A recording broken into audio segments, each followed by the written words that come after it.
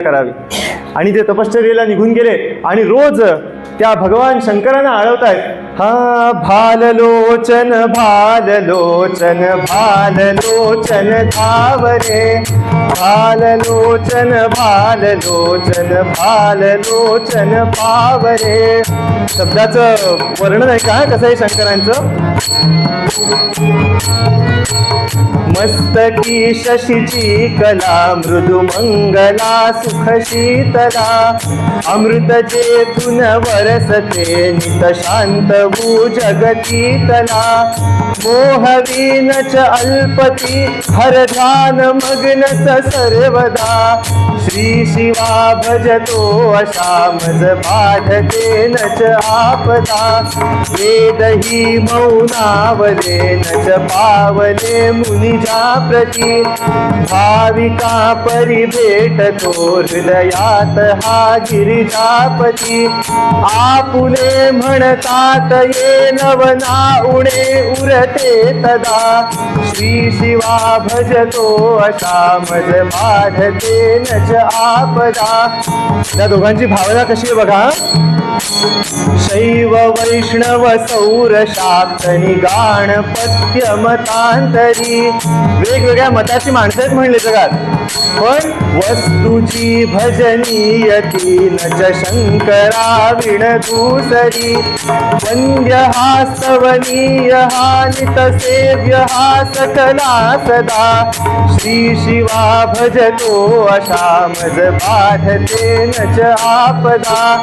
भाललोचन भाललोचन भाललोचन धावरे, भाललोचन भाललोचन भाललोचन पावरे. अशी शंकराची आळवणी करतायत. अहो काय सुंदर शब्द आहेत. भाललोचन स्तोत्र माझ्या गुरुजींची रचना आहे, इतकी अप्रतिम आहे, गोड आहे. शेवटी ते म्हणतात की शोभतो जलदा परी हरी इंदिरावर सावळा, कुंद सुंदर गौर हा हर भेदना परी राहिला. पांडुरंगच बोलती गुज भाविका कळले यदा. आणि असं असल्यामुळे श्री शिवा भजतो अशा मज बाधते नच आपदा. कसा आहे आमचा शिव. ही दोन मुलं चिंतन करतायत सारखं हे की क्षीरसागर मंथिती सुर घेऊनी असुरांसवे, लाभली रत्ने बहु नच घेतली परिती भवे. कालकूटच सेविले इतरांस वाटून संपदा. अशा शंकरांचं भजन आम्ही करतो. अशी ती दोघं तपश्चर्या करतात. अहो काही हजार वर्ष त्यांनी तप केलं असं सांगितलंय. आणि जसं ते तप पूर्ण होत आलं म्हणजे कधी पूर्ण होतं, भगवंतापर्यंत मेसेज पोचला तेव्हा. आणि भगवंताला असं लक्षात आलं ध्यानामध्ये, शंकर हे कायम ध्यानात आहेत ना, त्यांना तिथं दिसतंय की अरे दोन बाळं माझ्यासाठी हे सगळं करतायत. आशुतोष आहेत ते लगेच संतुष्ट झाले आणि लगेच धावले तिथं. आणि हे झालं काय माहितीये एकूण सगळं गणित. वनात जाऊन केले तपाला, पाहून देवास संतोष झाला. प्रत्यक्ष शंकर उभे राहिले समोर आणि म्हणाले केले असे कष्ट तुम्ही कशाते, घ्या मागुनी काय हवे असे ते. आता हे शंकरांनी विचारलं. जसं पंतकवी म्हणतात की वरही वरायास पाहिजे समज, काय मागावं हे सुद्धा कळावं लागतं. त्या दोघांनी काय मागावं. रात्री दिनी तूच करी आम्हाला, अजिंक्य देवा नवदे कुणाला. अहो काय हुशार आहेत बघा दोन्ही पोरं. वर मागतानाच त्याच्यात सापटी ठेवले, दोन गोष्टी एकत्र मागितल्या आहेत. काय. रात्री दिनी तूच करी आम्हाला अजिंक्य, फुल स्टॉप. पुढे पण देवा नवदे कुणाला, नाही तर तुमची हिस्ट्री माहिती म्हणजे आम्हाला. वर देता कुणाला तरी आणि मग हे विष्णू बाकी सगळे देव तुम्हाला विचारायला येतात की शंकरा काय वर दिलात, लगेच सांगून मोकळे होतात. इथे तुम्ही भोळे आहात, त्यामुळे आम्हाला जो वर द्याल तो इतर देवांना सांगायचा नाही तुम्ही. म्हणून म्हणतात रात्री दिनी तूची करी आम्हाला, अजिंक्य देवा नवदे कुणाला. आणि काय दे. देवादिते मानव जीव कोणी, मारू नये हे करिशूल पाणी. पार्वती पते हर हर महादेव. अहो भगवान देण्यासाठी प्रगट झाले होते, ते काय न देता जाणार आहे. भगवंतांना तथास्तु म्हणलं, देव अंतर्धान पावले. आणि आता खरा खेळ सुरू झाला. गणेशाच्या जन्माला येण्याचं कारण हे दोन पुढे राक्षसी झाले आणि त्यांचं निर्दालन आणि इतरही राक्षसांचं निर्दालन म्हणून गणेशाला जन्म घ्यावा लागलाय. आणि या दोघांना हे कळलं. तो देवांतक नरांतकाला दुसऱ्या क्षणी म्हणतो, काय म्हणाला? मग देवांतक नरांतकासी म्हणे बंधू आता आपणासी करणे स्वारी त्रैलोक्याची तुझा जिंकून येई स्वर्ग इंद्राचा तो हरणे गर्व मीही जातो पाताळाला. देवांतक म्हणतो मीही जातो पाताळाला जोडू ते आपुल्या राजाला पृथ्वीचे तर स्वामी आपण होऊ ऐसे मनी तू जाण देवांना जिंकूया आधी निर्जर जेता मिळे उपाधी तुम्ही आपण निर्जर जेते खचित होऊ मला वाटते. अरे आपण निर्जर जेते होणार, देवांना जिंकणारे होणार, तू काय काळजी करतोस? पण त्यासाठी करायला काय हवं? त्यासाठी पण आता आधी चालून जाणे साधून संधी ऐसे म्हणून शीघ्र निघाला मत्त होऊन जर तू लागला एक निघाला पाताळाला. दोघांनी वाटण्या केल्या, तू स्वर्गात जा मी खाली जातो. एक निघाला पाताळाला दुसरा गेला स्वर्लोकाला. एक निघाला पाताळाला दुसरा गेला स्वर्लोकाला. त्यातला एक म्हणाला, देवांतक म्हणाला नरांतकाला की बाबा तू स्वर्गात जा, तुझा जिंकून घेई स्वर्ग इंद्राचा तो हरणे गर्व. आधी तू जाऊन त्याचा गर्व परिहार कर. आणि म्हणून त्यातला एक स्वर्गाला गेला. दुसरा म्हणाला मी पाताळात जातो. अरे ते राक्षसच आहे, ते आपल्याला मदतच करतील, ते कशाला नाही म्हणताय? त्याप्रमाणे एक स्वर्गात गेला, एक पाताळात गेला. आणि अहो दोघांनी दोन्हीकडे प्रचंड धुमाकूळ घातला. स्वर्गातली सत्ता आता ते काबीज करतात का काय असं वाटायला लागलं. महायुती नसताना एकट्याच्या जीवावर एकटा आणि दुसरा भाऊ खाली. दोन भाऊ ते तेव्हा पराक्रमी झाले. आताच काय केलं, काय माशी शिंकली कुठं कळत नाही. पण त्यांच्यात पराक्रम होता. अर्थात तो सगळा पराक्रम वळलेला वेगळ्या वाईट गोष्टीकडे होता, मला मान्य.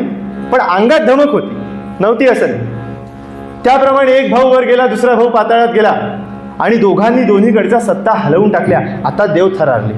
देव म्हणाले की जरी शंकरांनी सांगितलं नाही आम्हाला तरी आम्हाला काय कळल्याशिवाय राहतं. शंकरांच्या वराचा सगळा परिणाम आहे. तर शंकरांना तरी काय म्हणणार, ते बिचारे सगळ्यांना सारखे आहेत. ते काही मुळात मुद्दाम जगाचा कल्याण व्हावं म्हणून काही शंकर वर देत नाहीत. काही तपश्चर्याचं फळ त्यांना देणं भाग होतं, त्यांनी ते दिलं. आणि हे सगळे देव आता चर्चा करायला हवी, कारण तो सत्ता बदललेली अन्यायाची आहे ना. स्वातंत्र्य तर मिळायला हवं. म्हणून ते कश्यपांच्या आश्रमामध्ये आलेत. आणि कश्यपांच्या आश्रमामध्ये या सगळ्या चर्चा दिवसरात्र चालू आहेत देवांच्या. काही देव, काही ऋषी बंदी झाले, काही पळून गेले, त्यांनी आश्रय शोधला आपला आपला. आणि काही जे वाचलेले ते कश्यपांकडे चर्चेला आले की कश्यप मुने आता काय करता येईल बरं. आणि या चर्चा रोज चालू असताना एक दिवस संध्याकाळी कश्यपांची पत्नी आदिती माता कश्यपांजवळ येऊन बसते आणि म्हणते, अहो मला तुम्हाला काही सांगायचंय. कश्यप म्हणतात, बोल ना ग, काय सांगायचं काय आहे? ती म्हणते, राहून राहून मला बऱ्याच दिवसांपासून असं वाटतंय की माझ्या पोटी त्या परब्रह्माने अवतार घ्यावा. आता कश्यप चपापलेच, म्हणले हा परब्रह्माने अवतार घ्यावा या परिस्थितीमध्ये? अगं बाहेर काय चाललंय तू बघतेस. या सत्तांमधल्या बदलामुळे सामान्य माणसाचं जिणं अवघड झालंय आणि तुला हे इतकं मोठं स्वप्न बघायचंय. आदिती म्हणते, मला ते माहीत नाही. मला राहून राहून सारखी इच्छा होते म्हणून मला असं वाटतं पतिव्रता स्त्रियांकडे नवऱ्याला सांगण्या वाचून पर्याय नसतो, कुणाशी बोलणार त्या. आणि म्हणून मी तुमच्याकडे आले. मला काही उपाय सांगा. कसं काय ते परब्रह्म माझ्या पोटी येईल? माझी इच्छा तर काही जात नाही. आता कश्यपांसारखा पती आहे आणि आदितीसारखी पत्नी आहे. त्यांच्यातला संवाद काय दर्जाचा असेल. कश्यप म्हणतात की बाई तू जे म्हणतेस ते काही फार सोपं नाही. कश्यपांनी आदितीला उपदेश केलाय. कश्यप म्हणाले, प्राणप्रिये हे तू जे म्हणसी महत् कठीण ते असे. प्राणप्रिये हे तू जे म्हणशी महत् कठीण ते असे. वरवर पाहता सोपे परिते इतुके साधे नसे. वरवर पाहता सोपे परिते इतुके साधे नसे. अगं म्हणजे तुला मूल जन्माला येणार तुझ्या पोटी. गर्भाचे होण्या पोषण घे पुष्टतनू तव हवी. गर्भाचे होण्या पोषण घे पुष्टतनू तव हवी. तशीच संस्कारांची शिंपण सर्वोत्तम भावी. कारण गर्भ वाढतो घेऊन या संस्कार जननी पासून. करणे आता व्रत नियम ही तू त्यासाठी जाण. आदिती शुद्ध बीज ते असल्या मिळते फळ त्याचे मधुरसे. मूल निपजते माते पोटी हाच न्याय त्या असे. म्हणून आदिती आता करणे अनुष्ठान सत्वर. करणे अनुष्ठान सत्वर. जेणे जन्मे कुमार सुंदर करील मुक्त निर्जर. जेणे जन्मे कुमार सुंदर करील मुक्त निर्जर. म्हणाले आदिती तुझं स्वप्न मोठं आहे, तुझ्या ठिकाणी ती योग्यता सुद्धा आहे. म्हणून तुला सांगतो की तुला जर हे सगळं व्हावं असं वाटत असेल, परब्रह्माने तुझ्या पोटी अवतार घ्यावा वाटत असेल, तर 100% परब्रह्म तुझ्या पोटी अवतार घेईल. निर्जरांना, निर्जर म्हणजे देव, जरा म्हणजे म्हातारपण किंवा जर म्हणजे म्हातारा, आणि निर्जर म्हणजे जे कधी म्हातारे होत नाहीत ते देव, ते चिरतरुण असतात. आणि म्हणून जेणे जन्मे कुमार सुंदर दोन्ही गोष्टी साधतील. एक तर मूल तेजस्वी होईल कारण तुझी तपश्चर्या आहे असेल, दुसरं मूल दिसायला चांगलं होईल, आणि तिसरं की जेणे जन्मे कुमार सुंदर करील मुक्त निर्जर. तो त्याचं ध्येय घेऊन जन्माला येईल. तू काही काळजी करू नको, फक्त काय कर आधी ते कर की म्हणून आधी ती आता करणे अनुष्ठान सत्वर आहे. मी जे सांगतो ना ते कर. आणि अहो गंमत सांगू का, परमार्थ मार्गांमध्ये स्त्रियांना नवरा हाच गुरु सांगितलाय. ते का ते मला विचारू नका, पण सांगितलंय खरं. ज्ञानेश्वरांनी ज्ञानेश्वरीत असं स्पष्ट म्हटलंय की पतीची या मता अनुसरोनी पतिव्रता अनायासे आत्महिता भेटेची दे. तिला काहीही खटपट करावी लागत नाही. पतीची या मता ती अनुसरून वागली तर ती आत्महितापर्यंत पोचते. फक्त ते पती पत्नी ज्ञानोबांना अपेक्षित आहे तसे असावे म्हणजे झाले. आता हे दोघं तसे होते त्यामुळे ह्यांच्याकडे ती अडचण नव्हती. त्यामुळे त्या आदितीनं विचारल्यावर कश्यपांनी उपदेश केला आणि त्याप्रमाणे अहोरात्र ती आदिती त्या अनुष्ठानामध्ये. जरा काही शंका आली की त्यांना विचारावं, पतिराज मला अशी अशी शंका आहे, मला समजावून सांगता का? आणि कश्यपांनीही न कंटाळता न वैतागता एकदा सांगितलं ना, असं न म्हणता परत परत तिला तेच तेच समजावून सांगावं. गुरूंचं काम ते करत आहेत आणि त्याप्रमाणे ज्या पद्धतीचं काम सांगितलं होतं ते ती प्रामाणिकपणे करते. तसे दिवस पुढे गेले आणि आता गणेश प्रगट होण्याची वेळ आली. आदितीला त्या दिवशी कळेल ना की रोजच्यापेक्षा आज मला वेगळं का वाटतंय, मला आज फार प्रसन्न वाटतंय. याचं कारण का असावं? माझं साधनेत आज मन लागतंच आहे, पण आज नेहमीपेक्षा आनंद जास्त येतोय, आज छान वाटतंय. असं का होत असावं? अहो गणेश प्रगट होण्यापूर्वीची ही नांदी आहे. तो जे आनंदाचा मोदक भक्त, अहो घरात मोदक केले मान्य, ते खाण्याआधी त्याचा वास सुटला की कसं वाटतं? आता मिळतात का मग मिळतायत? तसं त्या आदितीचं आहे की आनंदाचा मोदक भक्ताला तो भरवेल, पण त्या आनंदाची थोडी थोडी अनुभूती तिला यायला लागली आणि ती वेळ आली आणि त्या वेळेला प्रत्यक्ष 10 भुजांचे गणेश तिच्या समोर उभे राहिले. अहो कसे दिसतायत? 10 भुजा दिव्य मूर्ती दिसे अलौकिक किती, दिसे अलौकिक किती, दिसे अलौकिक. 10 भुजा दिव्य मूर्ती दिसे अलौकिक किती, कमळ परशु हाती शोभे वर देण्या देव उभे. कानी कुंडले डोलक गळा रुळती मौक्तिक, गळा रुळती मौक्तिक, गळा रुळती मौक्तिक. कानी कुंडले डोलक गळा रुळती मौक्तिक. अंगी दिव्यांबर थोर पदी साजती नूपुर. सिद्धी बुद्धी दोघी संगे पाहता पाप मेरू भंगे. कटी सूत्र सोनियाचे वरी वेटोळे सर्पाचे. देव वरद माझा उभा कैवल्याचा मूर्त गाभा, कैवल्याचा मूर्त गाभा, देव वरद माझा उभा. 10 भुजांचा गणेश तिच्यासमोर प्रगट झाला. एकटा आला नाही, सिद्धी आणि बुद्धी दोघींना घेऊन आलाय. सपत्नीक आलाय, जणू बायकांना दाखवतोय, बघ बाबा तुमच्या सासूबाई मला माहित नाही, पण आता ह्या तुमच्या सासूबाई आहे का, आता ह्यांच्या पोटी मी जन्म घेणार आहे, ह्यांना नमस्कार करा. असे ते गणेश समोर उभे राहिले आणि कसे दिसतायत, अंगी दिव्यांबर थोर पदी साजती नुपुर, 10 भुजा दिव्य मूर्ती दिसे अलौकिक किती, हातामध्ये कमळ आहे, परशु आहे, बाकी काही आयुध आहेत, आणि एक हात तो जो भक्ताच्या हक्काचा हात आहे, राखीवपणाचा, तो वरदहस्त असा उभारलेला आहे आणि म्हणते, आदिती तुला काय हवं. आदितीने पाहिलं आणि आदितीला काही बोलताच आलं नाही. अहो, आपण कल्पना करा की आदिती तर फारच योग्यतेची बाई झाली, आपल्या समोर जर उद्या गणेश उभा राहिला तर आपल्याला काय बोलता येईल हो, का आई कळायचं नाही. तर त्या आदितीला काही बोलता येईना. गणपतीने तिला सावरलं, म्हणाले, बाई बोल, तू कशासाठी मला प्रगट केलंस, काय तुझी इच्छा आहे. आदितीने आदित्यची स्तुती केली. आदिती काय म्हणाली, आदितीनं वर्णन केलं की तो कसा दिसतो.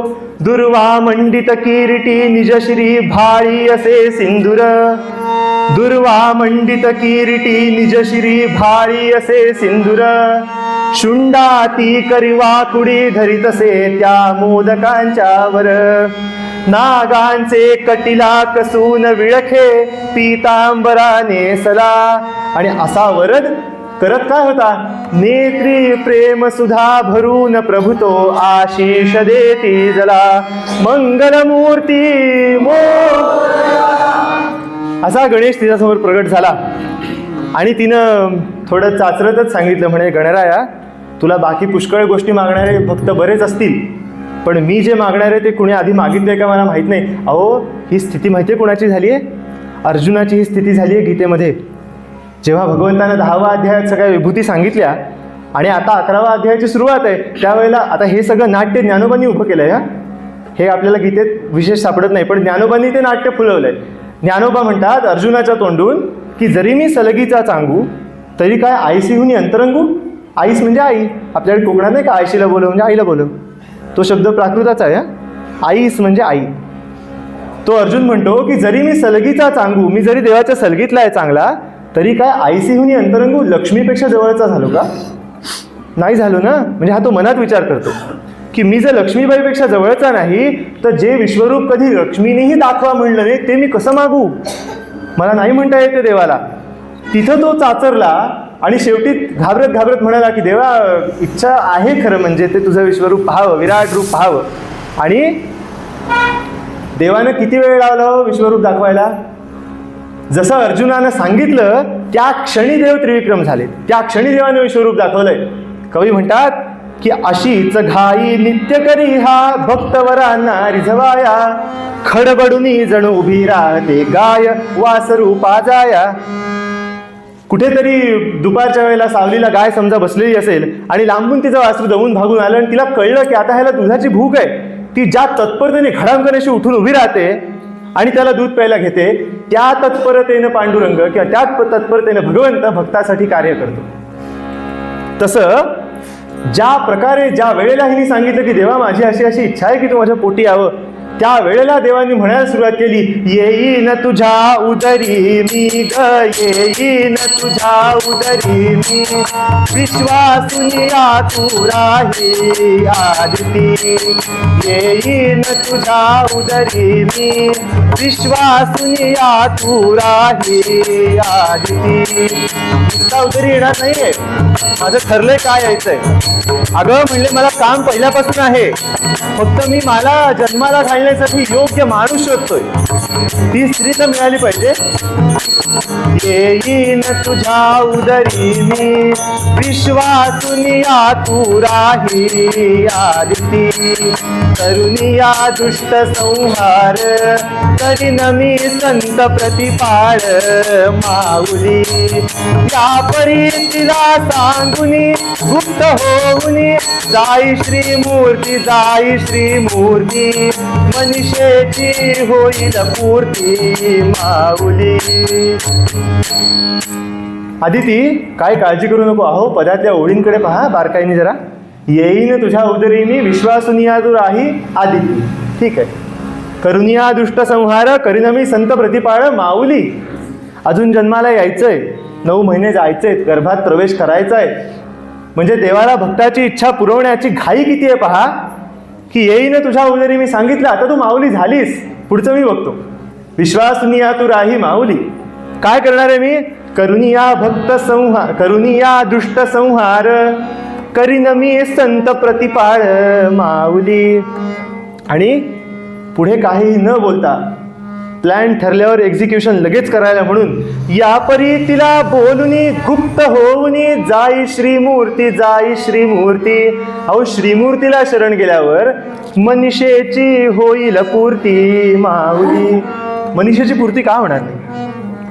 तेव्हा त्या आदितीला विश्वास वाटला. तिनं लगेच येऊन कश्यपांना सांगितलं आणि मग कश्यपांचा आदितीचा जीव आणि अख्ख्या सगळ्या ब्रह्मांडाचा जीव भांड्यात पडला. का बरं? अहो या सगळ्या मधल्या प्रकारामध्ये त्या नरांतक आणि देवांतकांनी हाहाकार माजवला होता.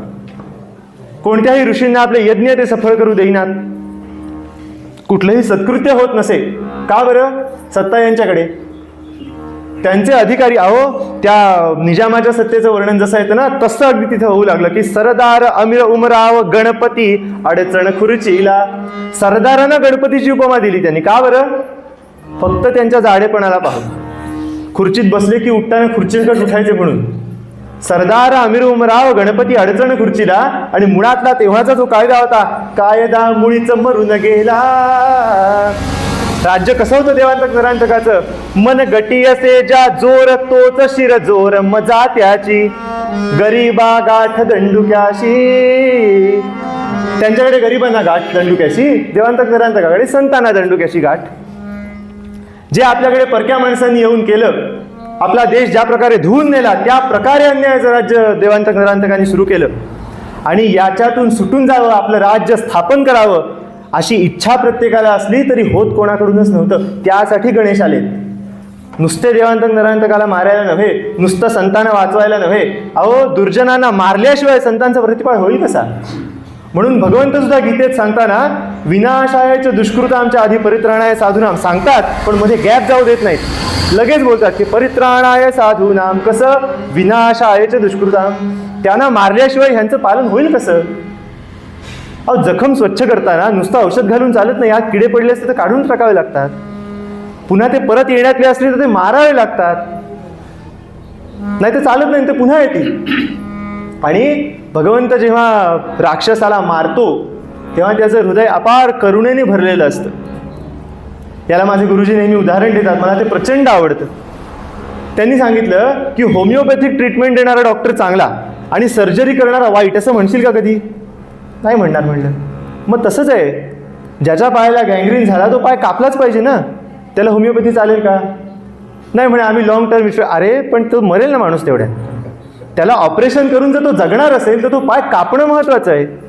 तसं आहे, कंसासारखे देवांतक नरांतकासारखे लोक हे दया दाखवून सोडून दिले तर ते नव्या दमाने पाप करतील. का? कारण देवापासून परत आलेत ना. तिथं गेला की योग्यता वाढली, तो चांगला असावा का वाईट असावा. त्यामुळे तिथून त्यांना परत येऊ न देण्यासाठी त्यांना मारणं गरजेचं असतं. तो मारताना सुद्धा, त्या राक्षसाला मारताना सुद्धा देव हा करुणेनेच भरलेला असतो. आणि म्हणून आपल्याकडे जे जुने ग्रंथातले शब्द पाहिलेत तर कंस वध म्हणत नाही, कंस हत्या म्हणत नाही, कंसोद्धार म्हणतो आपण रावणोद्धार म्हणतो. कंसाचा उद्धार, पुतनेचा उद्धार, रावणाचा उद्धार. आणि तसा देवांतक नरांतकाचाही उद्धार करण्यासाठी गणेशानं जन्माला येईन असं आश्वासन दिलं. अहो गणेशाचं आश्वासन आहे ते फुकट कसं जाईल? आणि त्या प्रकारे जसा काळ पुढे जायला लागला तसा यथाकाळी आदितीला दिवस राहिले आणि सगळ्या देवलोकांमध्ये, संतांमध्ये, ऋषींमध्ये आनंदोत्सव साजरा झाला. आणि देव जन्माला अजून यायचे तोवरच देवाच्यासाठी त्यांनी भजन करायला सुरुवात केली. ते म्हणाले, देवा महोत्कटा विनायका तार आम्हाला आता, देवा महोत्कटा विनायका तार आम्हाला आता. म्हणा, विनायका तार आम्हाला आता, विनायका देवा महोत्कटा विनायका तार आम्हाला आता, देवा देवा महोत्कटा विनायका तार आम्हाला आता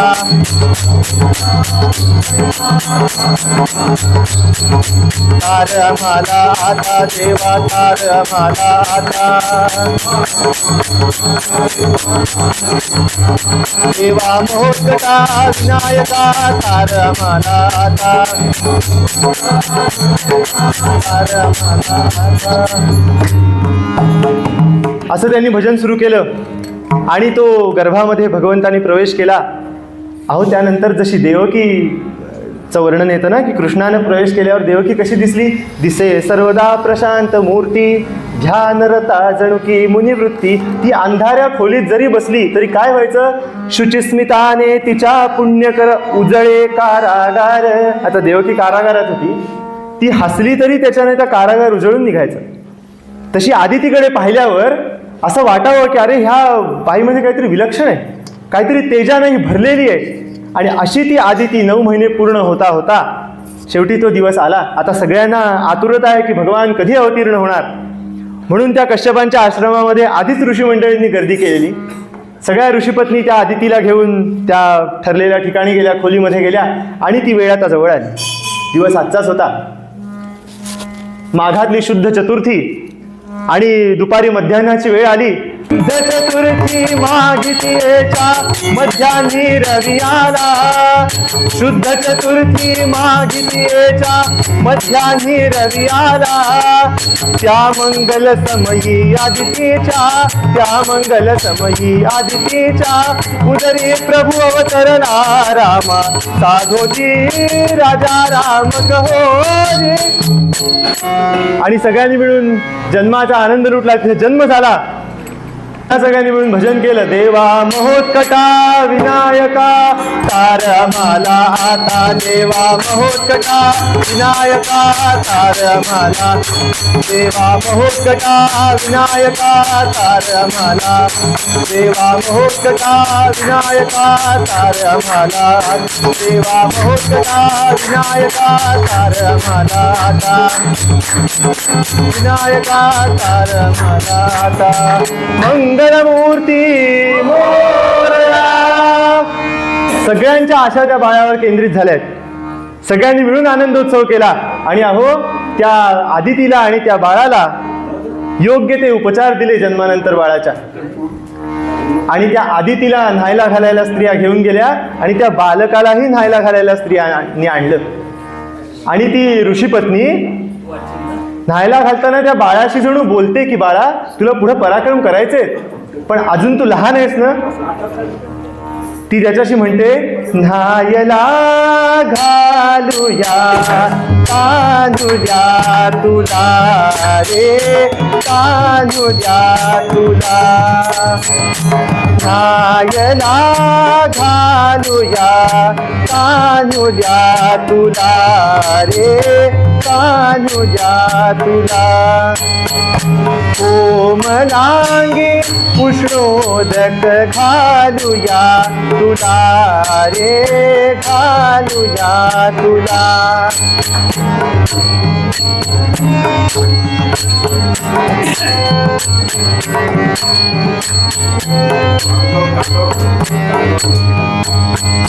मिच मिच डोळे तळवे ओले.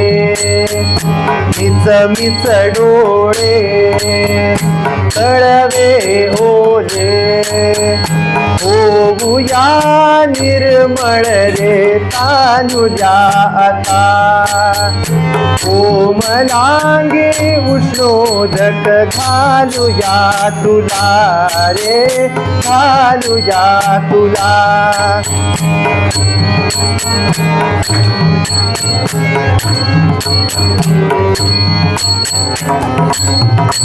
ऋषीपत्नी म्हणते ब्रह्म हे निर्गुणी सगुण जाहले.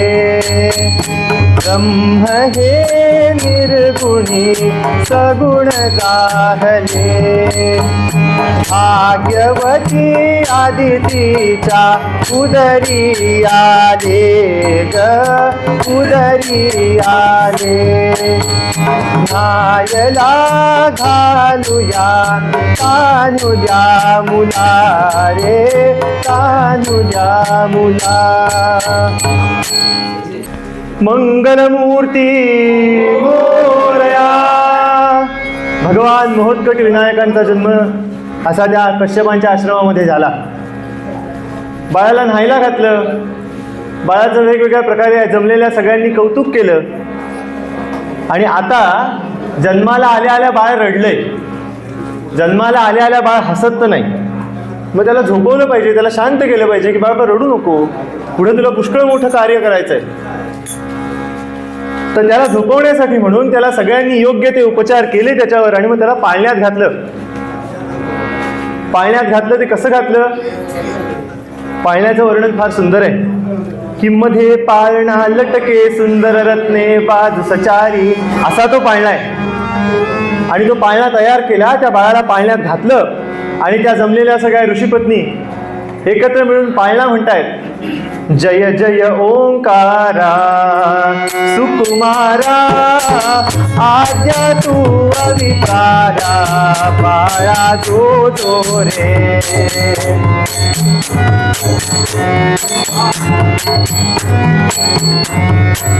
कश्यप आश्रमी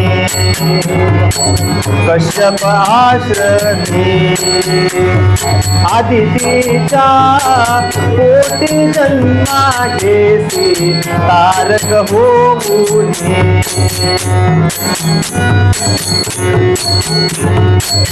तारक होऊनी संकटी तू तारावे सर्वेशा बाळा जो जो रे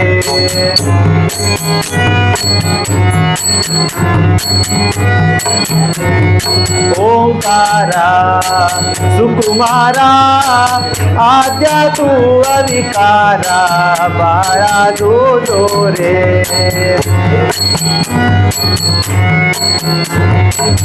वरदा गणराया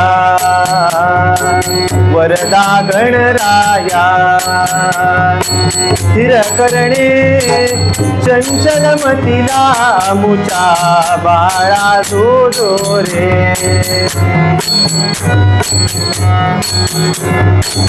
बुद्धिदाता तू देवा बुद्धिदाता तू जन्मुनिया पुरविसी मनीचा हेतू बाळा जो जो रे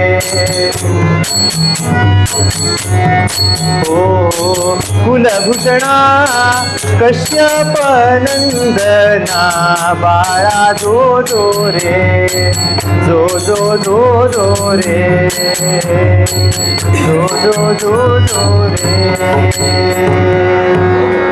असा त्या गणेशाला पाळण्यामध्ये घातलं, त्याला झोपवलं. पण तो झोपून राहिला नाही. तो झोपला पण वेळेवर तो उठला. अहो त्याच्या मुंजीतच झालेल्या म्हणजे मुंज त्या मुलाची मुंज लागते प्रत्यक्ष बटूची आणि त्या अक्षरांमधून अस्त्र फेकली राक्षसांनी. त्या बटूनच त्या राक्षसांना मारलं आणि मग मुंजेला येऊन उभा राहिला. असा हा महोत्कट आहे. तेव्हा त्यांनी भविष्यामध्ये ते सगळं केलं. तो आदर्श समर्थ आपल्याला डोळ्यासमोर ठेवायला सांगतात की राष्ट्र जर उभं करायचं असेल तर गणेशाचे फक्त मोदक बघू नका, त्याचा पराक्रम बघा, त्याची सावधपणा त्याचा बघा. देशाला परत एकदा त्यानं उभं केलं. तेव्हा या गणेशाचा आदर्श समर्थ आपल्यासमोर ठेवतात आणि पूर्वरंगाच्या पदात सांगतात वंदू प्रणव गजानन पाय वंदू प्रणव गजानन पाय वंदू आनंदाचा मोदक भक्ता देऊनी आपण खाय वंदू प्रणव गजानन पाय वंदू.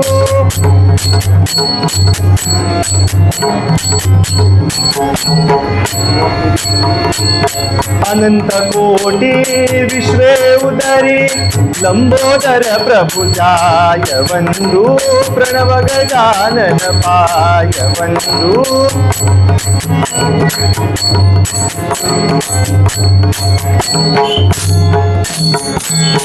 गणेश दर्शन सद्गुरु घडवी दासा नान्य उपाय मना दासा नान्य उपाय वंदू प्रणव गजानन पाय वंदू प्रणव गजानन पाय वंदू गजानन पाय।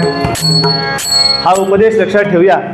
राष्ट्राच्या उभारणीसाठी काय किंवा आध्यात्मिक प्रगतीसाठी काय जेव्हा केव्हा सुरुवात करू किंवा सुरुवात झालेली असेल तरी गणेशाला नमस्कार करूया, सगळे मिळून करूया। हा समर्थांची भाषा फार लक्षात ठेवण्यासारखी आहे। वंदू प्रणव गजानन पाय, आपण मिळून वंदू, सगळे मिळून त्याला नमस्कार करूया, त्याचं स्मरण अखंड ठेवूया आणि साधना मार्गामध्येही पुढे जाऊया गुरुकृपेने। आणि राष्ट्रासाठी मला काय करता येईल त्याचाही विचार करून ते करूया, एवढं मागणं मागतो। महाराजांनी जे सगळ्याचं सार म्हणून जे मागितलं ते मागणारं पद म्हणतो आणि कीर्तन सेवेला विराम देऊया।